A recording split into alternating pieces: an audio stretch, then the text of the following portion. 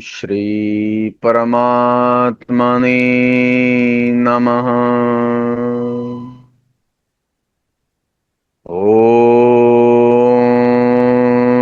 श्री गुरुवे नमः।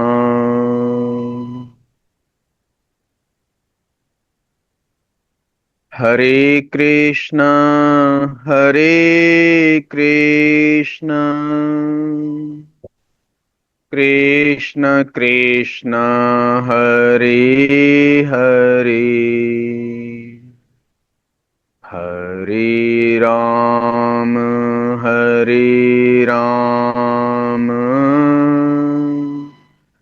राम राम हरे हरे हरे कृष्ण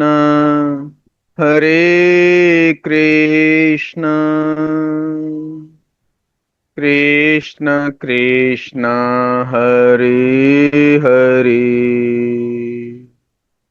हरे Ram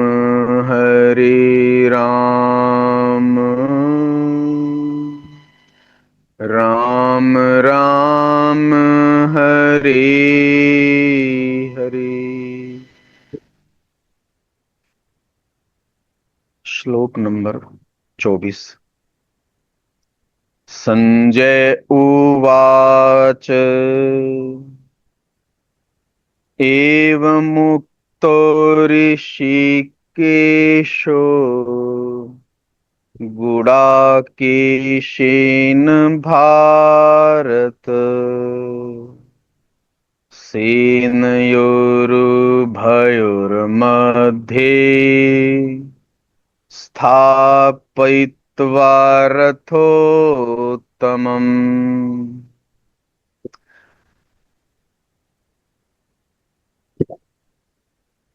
thank you. बहुत सुंदर सॉन्ग ऑफ स्पिरिट।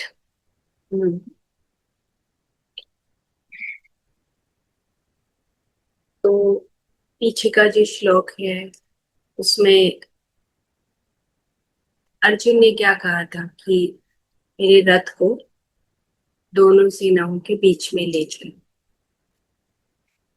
हे हे ऋषिकेश, मेरे रथ को दोनों सेनाओं के बीच में ले चलो। अब संजय, जो कौन है संजय?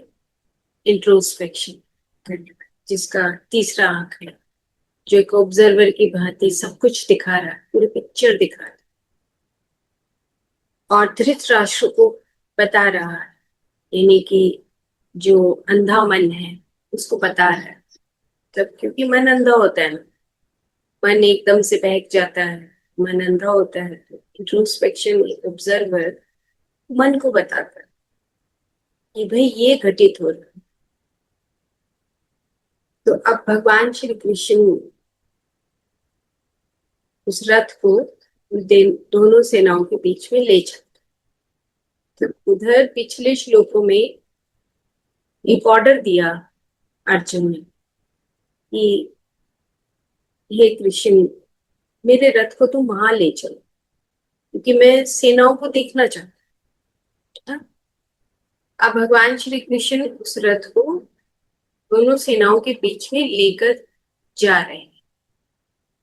समझिए कि मतलब कितनी गहराई से हमारे शरीर के भीतर होने वाले परिवर्तनों को बताया जा रहा है। एक एक श्लोक के माध्यम से, हमारे श्लोकों के माध्यम से हमारे भीतर होने वाले परिवर्तनों को बताया जा रहा है। ये अब जो संजय है, जो इंट्रोस्पेक्शन कर रहा है, वो अब धृतराष्ट्र को बता रहा है। तो वो भारत भारत बोला है, भारत। तो भारत का मतलब यहाँ पर बताया है, भा का मतलब होता है लाइट, भा। और रथ का मतलब होता है कि अटैच्ड टू या डिवोटेड, जो प्रकाश में हो चुका है। यहाँ पर भारत बोला है। तो इसका मतलब ये हुआ कि जो एब्सोल्यूट है, ये जो श्लोक है ये डिपिक्ट कर रहा है कि जो एब्सोल्यूट यानी कि जो कॉस्मिक कॉन्शियसनेस यानी कि पूर्ण चैतन्यता है, ब्रह्मांडीय चैतन्यता, ये जितना भी हम चारों तरफ जो हम ये भौतिक जगत देखते हैं, अंतर जगत देखते हैं, ये उसी की एक्सप्रेशंस। हम कभी कभी किसी को बुरा कह देते हैं, कभी अच्छा कह देते हैं, कभी नाप तोल करते हैं। ये सब चीजें उस कॉस्मिक कॉन्शियसनेस का, उस एब्सोल्यूट का ही एक्सप्रेशन है। मतलब कि हम पिछले जनवरी से लेके अभी तक हम ये कहते आए कि हमें ब्रह्मांड के नियमों को समझना है। तो यहाँ पर ये ब्रह्मांड के एक्सप्रेशंस बताए जा रहे हैं। तो यहाँ पर जो राजा भारत बोला है, उनके वंशज, कॉमन एंसेस्टर, यानी कि कुरुस और पांडव, कौरव और पांडव, ये कौन है? ये उस एब्सोल्यूट कॉन्शियसनेस का, कॉस्मिक कॉन्शियसनेस के ही दो पार्ट है, ये बताया गया है। तो यहाँ पर जो गुडाकेश बोला है ना, गुडाकेश क्या होता है? जो हमेशा तैयार रहे। यहाँ पर अर्जुन को गुडाकेश बोला है ना, ऋषिकेश भगवान कृष्ण को और गुडाकेश अर्जुन। तो गुडाकेश का मतलब है एवर रेडी, हमेशा जो तैयार रहे। स्लीपलेस मतलब कि एक साधक को ये कहें कि चलो साधना करते हैं, तो वो तैयार तैयार रहे हमेशा, उसके अंदर कोई सुस्ती ना हो। स्लीपलेस का मतलब होता है कि उसके अंदर कोई सुस्ती नाम की कोई चीज ना हो। वो जब मर्जी ध्यान में बैठ सकता है, जब मर्जी जितना लंबा ध्यान कर सकता है। क्यों? क्योंकि मन की प्रवृत्तियों को हटाना है, मन की प्रवृत्तियों के साथ युद्ध करना।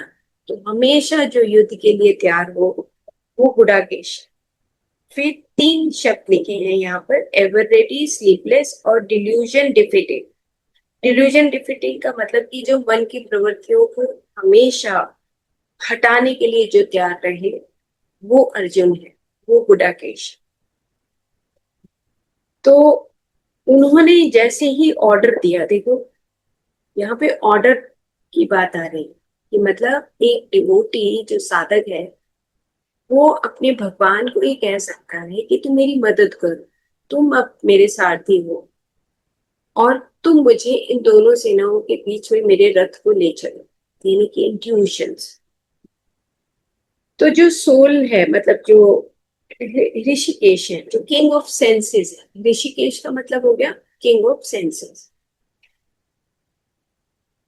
अब वो अपने रथ को पांडवों की सेना और कौरवों की सेना, इनकी पांडवों की सेना जो डिस्क्रिमिनेटिव फोर्सेस है, और जो कौरवों की सेना है वो जो दुर्योधन है। अब कौरवों की जो सेना है उसमें कौन कौन है, ये अगर याद करें तो यहाँ पर उन्होंने बताया है कि सबसे आगे कौन खड़ा होता है, कि जो मेंटल जर्नल्स हैं, मतलब दुर्योधन, मटेरियल डिजायर यानी कि जो हमारी काम वासनाएं हैं, उसके साथ कौन कौन आता है? तो जो हमारा मेंटल जर्नल्स हैं, वो ईगो यानी कि लेटेंट टेंडेंसी, ईगो मतलब जो भीष्म है वो खड़े हैं। इनर ईगो, जिसके बारे में हम बात कर चुके हैं। और जो लेटेंट टेंडेंसी मतलब जो संस्कार है, यानी कि द्रोण है। और जितने भी सारे शासक हैं, जो रूलर्स हैं, जो बॉडी के ऊपर कमांड करते हैं, है ना, इस धरती के ऊपर जो कमांड करे, यहाँ पे अर्थ लिखा है कि ये जो शरीर है, ये जो भौतिक शरीर है, इसके ऊपर जो कमांड करते हैं, रूल करते हैं, जो शासक है, ये सारी जो मटेरियल टेंडेंसीज है, ये सारी सेना को अब अर्जुन जो है वो देख रहे हैं। अगला श्लोक वही है कि वो देखा जा रहा है, तो वहां पे वो पहुंचे और जो मटेरियल टेंडेंसीज हैं और एक तरफ जो इंट्यूटिवली जो कमांड करने वाली यानी कि विवेक बुद्धि की जो सेना है वो खड़ी है। तो फेस टू फेस मतलब अर्जुन फेस टू फेस देख रहे हैं कि एक तरफ उसकी सेना है और एक तरफ उसके विपरीत सेना। वो देखना चाहते हैं कि भीतर के शत्रु कौन कौन है। तो अब हमें भीतर के शत्रु दिखने लगते हैं। जब एक साधक साधना करता है तो उसको भीतर के शत्रु ये दिखते हैं कि मेरे अंदर तो राग भी है, मेरे अंदर द्वेष भी है, मेरे अंदर अविद्या भी है, कलेश भी है, अभिनिवेश भी है, आशा भी, क्या नहीं है, सब कुछ तो है। तो वो भीतर के शत्रु एक एक चीज वो अर्जुन को दिख रही है। तो अब समय है निर्णय लेने का कि जब अच्छाई और बुराई एक साधक के लिए सामने आकर खड़ी हो जाती है, मतलब प्रत्येक साइड की जो सेना है, अब वो दोनों तरफ जब वो तैयार हो जाते हैं तो डू और डाई यहाँ पे लिखा है कि ऐसी अवस्था हो जाती है कि इधर से जो सेना है दुर्योधन की मटेरियल डिजायर की सेना, वो भी कह रही है डू और डाई, और इधर जो विवेक बुद्धि की सेना है वो भी कह रही है डू और डाई। दोनों तैयार हो गए। तो ये सिचुएशन जो है आ गई है कि डू और डाई की सिचुएशन, ऐसी अवस्था आ गई। दोनों तरफ से विजय पाने का संघर्ष है, दोनों विजय पाना चाहते हैं। मन की जो प्रवृत्तियां हैं, अहंकार है, ये सब है, ये भी विजय पाना चाहते हैं, और इधर जो है विवेक बुद्धि है वो भी विजय पाना चाहते हैं। तो अब डू और डाई की सिचुएशन। तो शुरू में जब साधक अपने आप को रेशनलाइज करने लगते हैं कि इस युद्ध का कोई अर्थ भी है, मतलब जब साधक एक साधना के लिए बैठता है तो चारों तरफ के लोग भी तो ऐसे ही बोलते हैं, अरे क्या करेगा मेडिटेशन करके, छोड़ दो। तो मन के अंदर भी ऐसे ही भाव आते हैं कि करके देख लेता हूँ, ट्राई करता हूँ, कुछ अच्छा लगेगा तो ठीक है कंटिन्यू करूंगा, नहीं तो छोड़ दूंगा। क्योंकि वो दूसरों की जो आवाजें हैं वो सुनती रहती है। अब क्यों सुनती हैं? क्योंकि अब मन की जो प्रवृत्तियां हैं उसकी ताकत ज्यादा है। क्योंकि अभी साधक ने अपनी आंखें बंद करी है और वो थोड़ी देर के लिए बस ये बैठा है कि चलो ट्राई कर लेते हैं, तो इसलिए उसकी ताकत उसको ज्यादा लगती है और उसके अंदर से जो विचार चलने लगते हैं, एनालाइज करने लगता है अपने आप को, ये पता नहीं है इसका कोई मतलब भी है या नहीं। तो अब क्या होता है कि जो सारथी बैठा है, यानी कि जो भगवान बैठे, ऋषिकेश जो किंग ऑफ सेंसेस, अब जैसे ही हम आंख बंद करते हैं तो हमारा जो सारथी है वो हमारे पास आ जाता है। और जो सारथी है वो कहता है कि देख, फेस टू फेस तेरे सामने मैं कुछ नहीं करूंगा, फेस टू फेस खड़ा हो जा। एक तरफ शत्रु है, एक तरफ तेरी सेना है, मैंने तेरे को बीच में लाकर खड़ा कर दिया। तो इस श्लोक में बीच में लाके भगवान कृष्ण खड़ा कर देते हैं कि चलो तूने कहा, मैंने तेरे को खड़ा कर दिया। तो वो बीच में आगे खड़े हो जाते हैं फेस टू फेस डू और डाई के सिचुएशन के, कि अब तेरी जिम्मेवारी है कि तुझे शत्रु खत्म करना है। कौन है तेरे शत्रु? विवेक बुद्धि है या दूसरी सेना है? ये तेरा काम है। तो जो उसका सारथी है, जो चैरियटर है, जो स्पिरिट है, फेस टू फेस आकर खड़ा कर देता है। तो एक आध्यात्म का इच्छुक साधक, जिसको गुडाकेश बोला, मतलब अर्जुन के साथ साथ सबको भी गुडाकेश की पंक्ति में रखा है, कि जो आध्यात्म को जानना चाहता है, जो आध्यात्म को पाना चाहता है, वो गुडाकेश है। जो नींद पर विजय पा लेता है, जो सुस्ती पर विजय पा लेता है, और जो लंबी अखंड साधना के लिए तैयार हो जाता है। और वो ही तैयार हो सकता है जो अपनी उस आलस्यपन पर विजय पाए। इसीलिए हम सबको जो एक आध्यात्म के इच्छुक हैं उनको गुडाकेश की पंक्ति में रखा गया। तो वह अपने आत्म तत्व पर अपनी उस कमांड के माध्यम से अपनी ऊर्जा को सेंट्रलाइज करता है। उसको वो दरवाजे दिखते हैं, एक मेन दरवाजा दिखता है, कभी उसको लाइट दिखती है, कभी उसको लगता है कि मेरी ऊर्जा सेंट्रलाइज हो रही है, क्योंकि अब साधक उस आध्यात्म को पाना चाहता है, उस आध्यात्म को सीखना चाहता है। तो यहाँ पे परसेप्शंस की बात की है। परसेप्शंस होता है, स्पिरिचुअल परसेप्शंस की बात की, बहुत इंपॉर्टेंट पॉइंट है कि हमारे अंदर कुछ ऐसी अनुभूतियां होने लगती हैं, संवेदनाएं आने लगती हैं, परसीव करने लगते हैं। परसेप्शन का मतलब परसीव, कुछ हम जानने लगते हैं, कुछ कुछ अंदर से हमें अंदर से अनुभूतियां होती हैं, और कुछ आनंद के क्षण आने लगते हैं ना, कुछ हमें ऐसे अच्छा महसूस होने लगता है। तो जो परसेप्शंस है, एक साधक को इन दुख भरी प्रवृत्तियों, जो जंगल की तरह जो वीरान हमारी जिंदगी है, उससे हमें उस समुद्र की तरफ ले जाती है, जो चैतन्यता का जो समुद्र है उसकी तरफ लेकर जाने लगती है।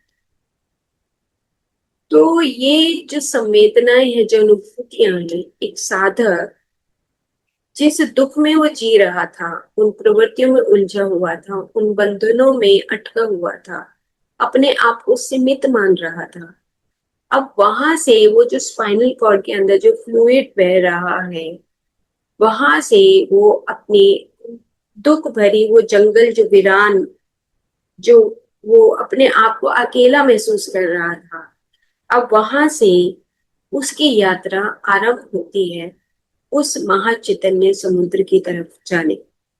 लेकिन रास्ता कौन सा? वो रास्ता जो है वो स्पाइनल कॉर्ड, यानी कि जो स्पाइनल फ्लूइड है, वो रास्ता, क्योंकि वहां पे भी चप्पे चप्पे पे वो मन की प्रवृत्तियां खड़ी हैं, क्योंकि यही वो युद्ध का क्षेत्र है जहां पर दोनों तरफ की सेनाएं हैं। युद्ध का क्षेत्र वही है। अब उसमें से उसको पार करना है, अपनी नैया पार करनी है। तो अब वो वहां से जैसे जैसे वो अपनी उसको वो लाइट दिखती है और अपनी ऊर्जा का प्रवाह उसको महसूस होने लगता है, परसेप्शंस आती हैं उसको, तो अब उसको कुछ मतलब एक रे ऑफ होप नजर आती है कि हाँ, मैं अपनी इन दुख भरी प्रवृत्तियों से दूर हो सकता हूँ। और वो धीरे धीरे उस नाड़ी तंत्र के माध्यम से, नाड़ी तंत्र का मतलब यहाँ पे वो एक आ, नाव बता दी है या एक व्हीकल बता दिया कि ये जो नाड़ी तंत्र है, यानी कि जो करंट्स हैं हमारी बॉडी के अंदर, जो परसेप्शंस हैं, जो वाइब्रेशंस हैं, उसके माध्यम से हम धीरे धीरे उस ओमनी प्रेजेंट, यानी कि उस एब्सोल्यूट को समझने लगते हैं कि मैं तो बहुत एक छोटा सा कण मात्र हूँ, और मैं इतने बड़े उस एब्सोल्यूट की तरफ अब जा रहा हूँ। मेरी नाव या मेरा व्हीकल मेरा उस तरफ जा रहा है।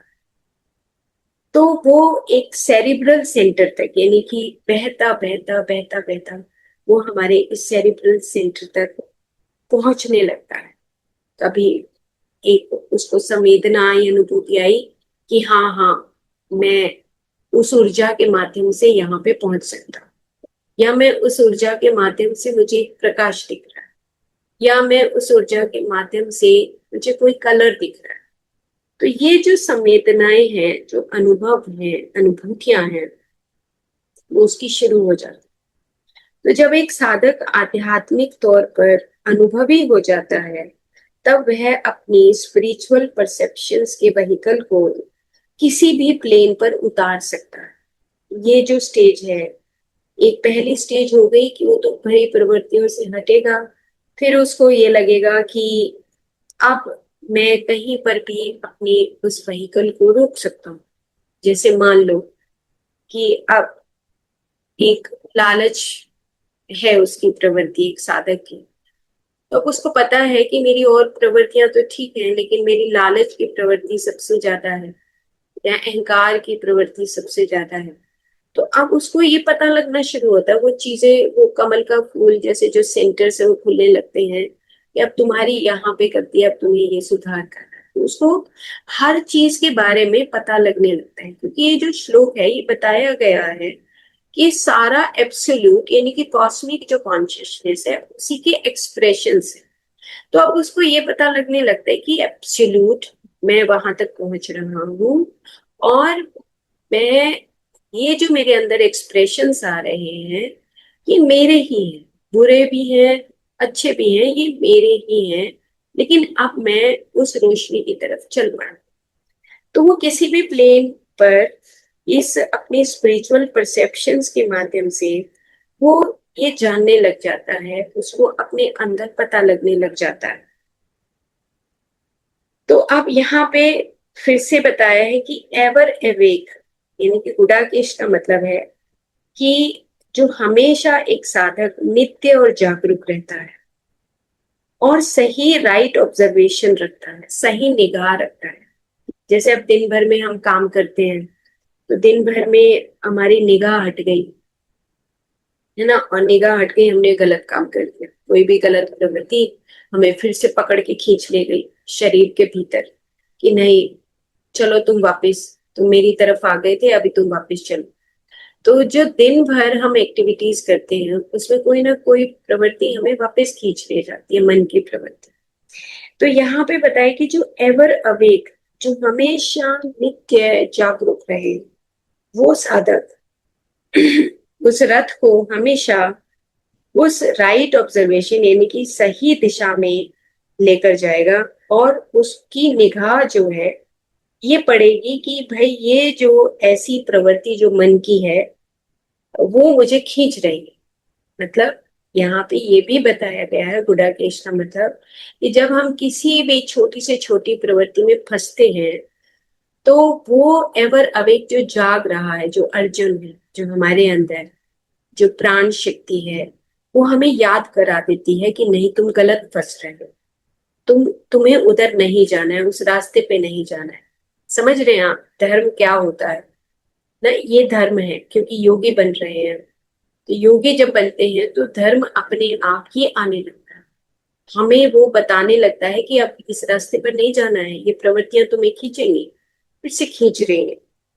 तो जो विवेक बुद्धि है वो उन वृत्तियों को के बीच में आके खड़ी हो जाती है, और उस युद्ध के लिए जो हम बार बार बात करें, उस युद्ध के लिए कि मैं तैयार हूँ, विवेक बुद्धि कहती है मैं तैयार हूँ, और तुम अब यहाँ पे अपनी जगह नहीं बना सकते, तुम अपना साम्राज्य स्थापित नहीं कर सकते हो।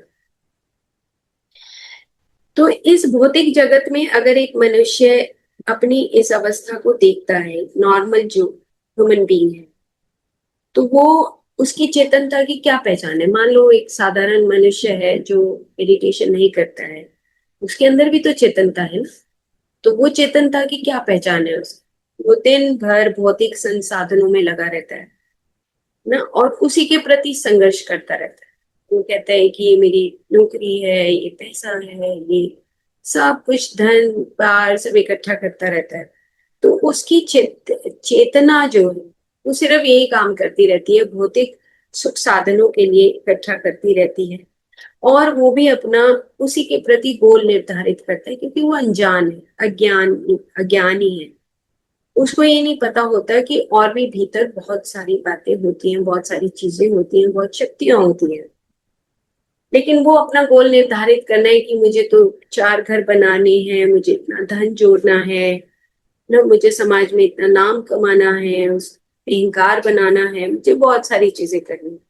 तो उसकी चेतनता की पहचान यही होती, तो उसकी अनुभूति भी यही है, परसेप्शंस की बात नहीं कि वो उस परसेप्शन से बाहर नहीं निकल। तो जो कभी कोशिश नहीं करता कि भाई उसके मस्तिष्क के पीछे और भी बहुत सारी शक्तियां छुपी हुई ना, और जिसके बगैर वो ये वाला काम भी नहीं कर सकता, जो ये काम कर रहा है वो ये काम भी नहीं कर सकता। जैसे हम बहुत सारे साइंटिस्ट की बायोग्राफी पढ़ते हैं, तो उस बायोग्राफी में जैसे स्टीव जॉब्स की बायोग्राफी अगर हम पढ़े, उसमें यही बात आती है कि वो जब तक अपना काम कर रहा था, मेहनत करता जा रहा था, लेकिन उसको कोई उसका इन रिजल्ट अच्छा नहीं मिल रहा था, सब उसको चीट कर रहे थे। लेकिन जैसे ही वो भगवान की शरण में आता है, नीम करोड़ी बाबा जी की शरण में आता है, और उसकी जिंदगी बिल्कुल पलट जाती है। क्यों? क्योंकि वो ये साथ ही बात बता रहे हैं कि एक साथी जब आपकी जिंदगी में आ जाता है, जब गुरु भगवान आपकी जिंदगी में आ जाता है, तो वो रोशनी दिखाने लगता है, और एक साधारण मनुष्य जो है एक ज्ञानी बन जाता है, एक योगी बन जाता है। तो वो बात यहाँ पर बता रहे हैं। तो डीप मेडिटेशन करने वाला जो साधक है, वो उस अनुभूति के दूसरे स्तर पर पहुंच जाता है कि एकदम से वह मन की प्रवृत्तियों को दूर से ही पहचान लेता है, और स्वतः ही उसके भीतर एक शांति और आनंद की अवस्था आ जाती है। यानी कि मन की प्रवृत्ति आई, कुछ मन की प्रवृत्तियों ने छेड़खानी की, लेकिन एक डीप मेडिटेशन करने वाला जो साधक है वो पहचान जाता है। वो कहता है कि नहीं, अब मैं अपनी विवेक बुद्धि से उस शांत और आनंद की अवस्था को पा चुका हूं। तीसरी अवस्था जो अनुभूति की है वो क्या है? वो है सेल्फ कंट्रोल, यानी कि योगी की अवस्था। कि जहां पर ये मध्य बिंदु बोला है यहाँ पर, कि वहां पर वो उस आनंद के क्षण के साथ मिल जाता है। यानी कि अब एक तो पहचान हो गई, कि दूसरी अवस्था है ये है कि उसको पहचान आ गई कि मन की प्रवृत्तियां उसको छेड़ रही है, उसके पास आ रही है बार बार। क्योंकि आपको याद है कि वो एक सब मतलब वो नदी बह रही है, कौन थे, दूसरी बस ना, जो नदी की तरह है, कॉन्टिन्यूटी। ऐसे लगता है कि भाई अब मन की प्रवृत्ति चली गई, और मन की प्रवृत्ति जाने के बाद ऐसे लगता है कि ठीक हो गए, लेकिन फिर से वो नदी की तरह नीचे की नीचे वो लहरें उठती रहती हैं, और उसके बाद फिर उसमें वो जो है, हमें फिर से पता लगता है, हाँ, होश बस। तो ये पता लगता है कि अरे मन की प्रवृत्तियां तो भी अंदर ही बैठी हैं, है ना। तो ये पहचान आने लगती है कि मन की प्रवृत्तियां हमें हमें आ रही हैं हमारे पास, लेकिन हम शांत और आनंद की अवस्था को सीख चुके हैं। उसके बाद जो तीसरी अवस्था आई, वो आ गई मिलन की अवस्था। कि जो तीसरी अवस्था है वो है सेल्फ कंट्रोल, एक योगी बनने की अवस्था, जहां पर वो उस कुछ आनंद के जो क्षण है जिनको महसूस करता है उसके साथ वो मिलने लगता है, यानी कि दोस्ती हो जाती है, डिवाइन रियलाइजेशन होता है। उसकी जो चेतना है वो स्पाइनल सेंटर में एकत्रित होने लगती है और फोकस्ड होने लगती है। यानी कि वो दिन भर जिस भी एक्टिविटी में रहता है वो शांत रहता है, अपना काम करता रहता है, इधर से उधर जो भी परिवार के सदस्य के साथ जो बात करता है, बात करने के बाद उसके अंदर वो गहरी शांति रहती है। बस वो अंदर ही अंदर वो शांत मन से अपना चलता रहता है, फोकस्ड रहता है। तो यहाँ पर जो ये सोल क्वालिटीज हैं और जो सेंस टेंडेंसीज हैं, दो चीजें बताई हैं। अब उसको कोई फर्क नहीं पड़ता कि मतलब एक जब योगी बन जाता है तो उसको ये पता लगने लग जाता है कि ये मेरी प्रवृत्तियां भी अंदर ही हैं, और ये मेरी जो विवेक बुद्धि की वृत्तियां हैं वो भी अंदर ही हैं। अब उसको नहीं फर्क पड़ता, उसकी कोई हलचल नहीं होती, वो बिल्कुल शांत रहता है। तो ये जो अवस्था है, ये परसेप्शन की, उसको मतलब ये परसेप्शन, स्पिरिचुअल परसेप्शन बोला है इन अवस्थाओं को।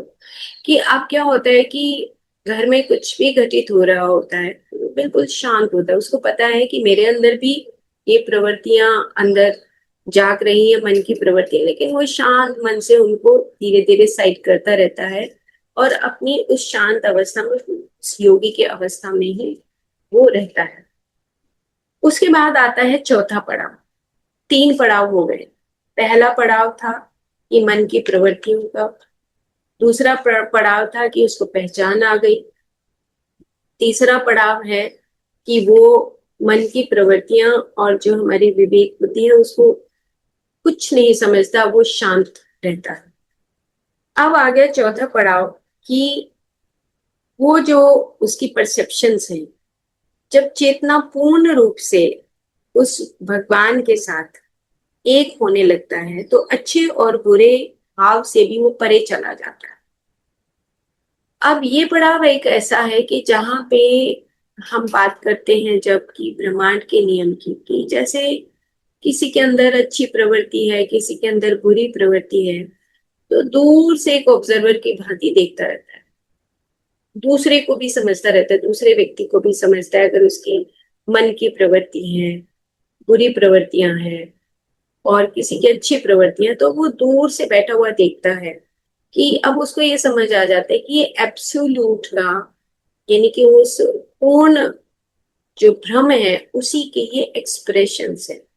तो उसके मन में कोई उथल पुथल नहीं होती कि ये सब एक एक्सप्रेशंस के रूप में ही चल रहे हैं। जैसे मैं एक साधारण मनुष्य से एक योगी बनने के रास्ते पे हूँ, ऐसे ही ये जो हमारे चारों तरफ के लोग हैं, ये भी एक साधारण मनुष्य से अपने आप ही योगी बनने के रास्ते पर आएंगे। तो जब वो आई एम गॉड वाली जो स्थिति है वो आ जाती है कि ये जो गॉड के जो गुण है, जो भगवान के गुण है, ये उसके अंदर प्रकट होने लगते हैं।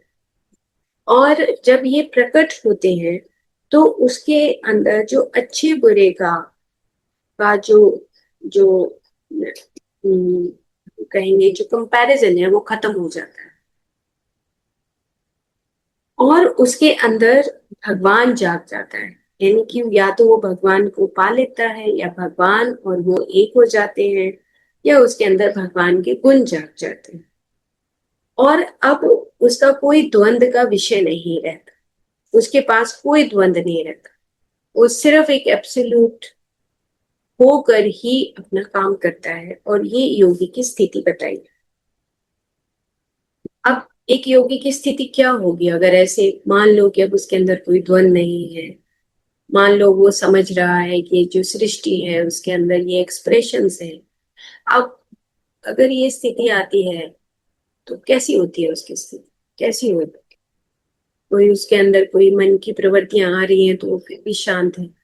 तो उसकी जो स्थिति है वो एक भगवान की तरीके एब्सोल्यूट की भांति होती है कि वो उस आनंद की स्थिति को, जॉय लिखा है यहाँ पर, कि यहाँ पर उस आनंद की स्थिति को पहचान लेता है जहां पे उसको ये लगता है कि अच्छा या बुरा ये सब खत्म हो जाते हैं, और उसको एक स्वप्न की भांति दिखते हैं कि ये स्वप्न है। जैसे स्वप्न दिखता है ना कि आया और चला गया, ऐसे ये जो अच्छे और बुरे जो भाव हैं ये आए और चले, मतलब स्वप्न दिखने लगता है कि अरे ये तुम सब ये चलता रहता है, लेकिन मैं उस स्पिरिट के साथ, भगवान के साथ एक हूँ।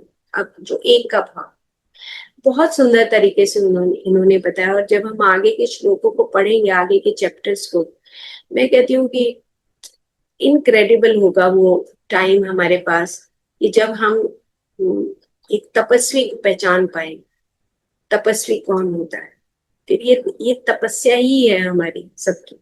हम उस तपस्वी बनने की उस राह पर हैं।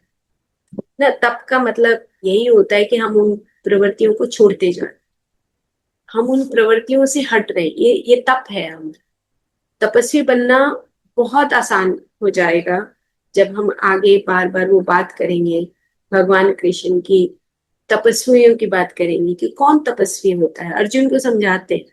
तो सेम यही बात यहाँ पर बता रहे हैं कि जो जिसके पास से अब ये सारी प्रवृत्तियां खत्म हो गई, प्रवृत्तियां तो आएंगी, वो देखो ये बता रहे हैं यहाँ कि ये तो क्षण क्षण में प्रवृत्तियां आएंगी, लेकिन धीरे धीरे साइड में होके वो जो विवेक बुद्धि है वो उस गहरी शांति की तरफ हमें ले जाए। लेकिन गहरी शांति का कैसे लेकर जाएगा?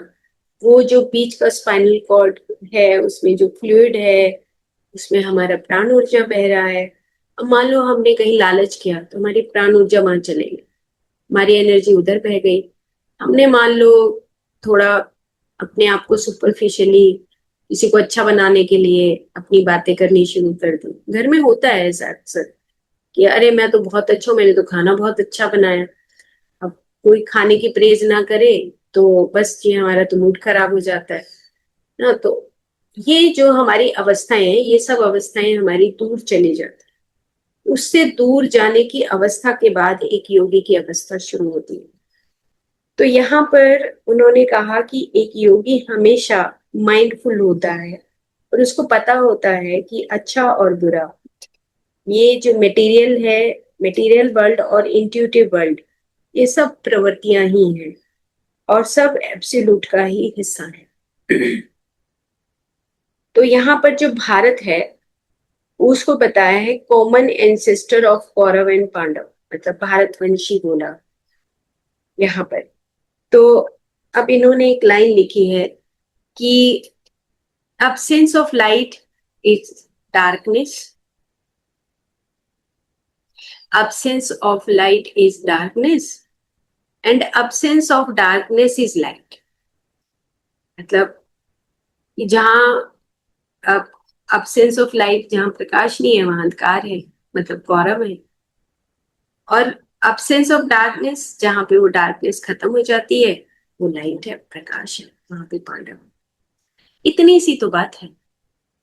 उसके बाद फिर वो कह रहे हैं कि ऐसे ही lack of self control is weakness और lack of weakness is self control. बहुत सुंदर लिखा है उन्होंने कि जब हम अपना सेल्फ कंट्रोल छोड़ देते हैं तो वीकनेस है हमारी, और वही हमें मन की प्रवृत्तियों की तरफ लेकर जाता है। और लैक ऑफ वीकनेस, हमारे पास अगर कहीं कमजोरी है ही नहीं तो फिर वो सेल्फ कंट्रोल। इतनी सी बात है कि वो जो क्षण में जब हमें वो मन की प्रवृत्तियां कमजोर कर देती है, उसी चीज को हमें पकड़ लेना है कि नहीं, हमारे पास प्रकाश है, हमारे पास सेल्फ कंट्रोल। और यही एक तपस्वी की निशानी है। तो अब एक योगी समझ जाता है कि ये जो ड्युअलिटी है, गुड और इविल की, बुरे और अच्छे की, पॉजिटिव और नेगेटिव की, ये सब गॉड के एक्सप्रेशंस हैं। तो इसीलिए जब हमें ब्रह्मांड के नियम पता लग गए तो फिर हमारे अंदर वो उथल पुथल नहीं होती, हम उस उथल पुथल से परे हो जाते हैं।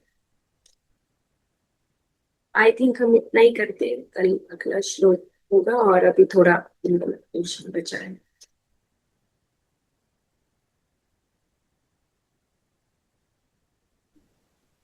थैंक यू, बहुत खूब। Thank you.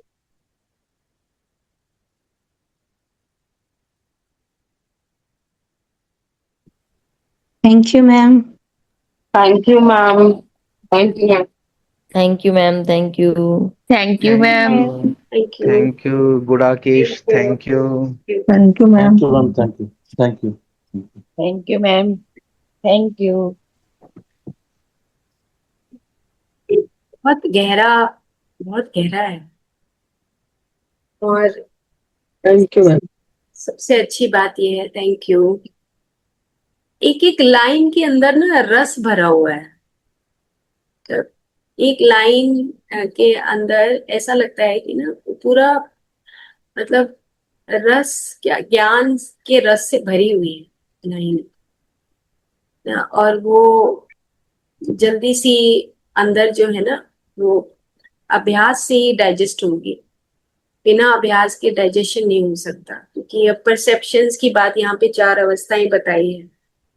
तो अंदर जो हमारी अनुभूतियां चलती हैं, अनुभूतियां ऐसी चलती हैं, 1 मिनट में मन हमें खींच के ले जाता है प्रवृत्तियों की तरफ। तो सावधानी की जरूरत है।